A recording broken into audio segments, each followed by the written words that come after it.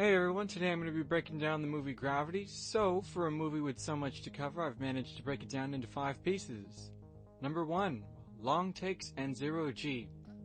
Let's begin with the first scene where the film begins with an uninterrupted, seamless 12.5-minute shot that introduces the audience to the crew of the Explorer, as if we were seeing things through the eyes of another astronaut. Here, the long take evokes a sense of real-time and protracted realism, bringing us closer to human interaction and a connection with the environment.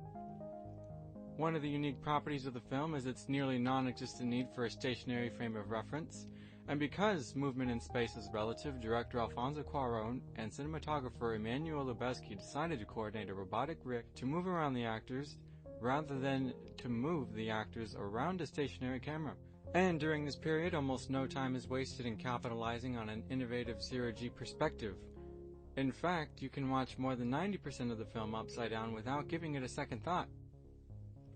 As we are familiarizing ourselves with the characters and soon learn of the Russian missile strike, our pacing and urgency parallels with the astronauts as disaster races over the horizon. The camera then tracks the most mobile character as separation from the Explorer and Hubble commence as the tide of urgency rises. When chaos strikes, we are now focused on the most vulnerable character as the shuttle swings with Ryan Stone until she is flung into the first cut of the film. Number 2. Filming and lighting. Here is where we see how many of the lighting challenges were addressed with force and efficiency in the film. One of the great difficulties the filmmakers faced concerned finding a way to maintain the appropriate lighting given the dynamic nature of a zero-G environment and the turbulent bodies in them. Because no technology existed to combat these issues, Lubezki solved the lighting issue by creating an LED box to control the lighting around the actors. By taking the point of view of each character from the pre-visuals and displaying it across the LED lights of the cube, Lubezki was able to light the actors according to the virtual environment of that scene.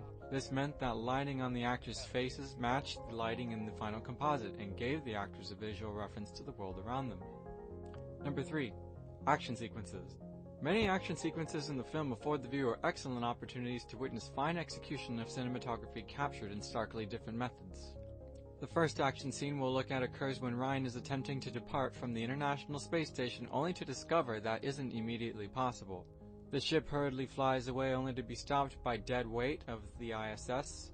The next shot begins upside down to show Ryan's disorientation and terror, and as the camera moves in between her and the window to see what she sees, the ship rolls right side up while the camera assumes a static position, accomplishing both the effect of vertigo and showing her gain control of the situation and then 180s back to her. We now begin with one of 2 semi-bullet times that bring volume to the full danger of the situation, pivoting to the left. After she swings in and out, she rolls into another semi-bullet time into a perfect eclipse, pivoting to the right this time. The scene alone exposes the audience to balance, symmetry, depth, precision, and power.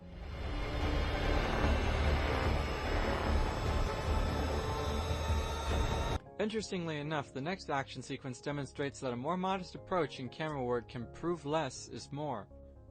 With tensions high, the next scene begins serenely after high-strung peril with another long take following Ryan attempt to untether the Soyuz from the parachute lines.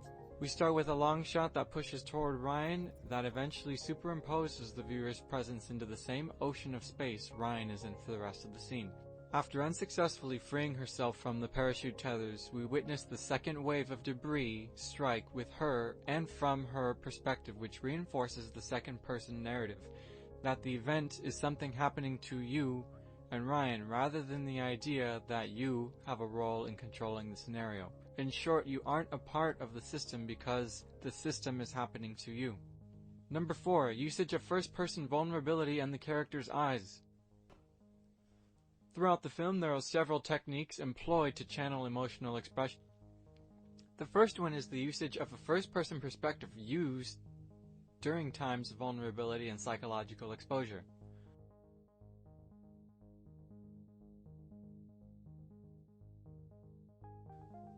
The second one involves the eyes of the actors to convey their emotional state.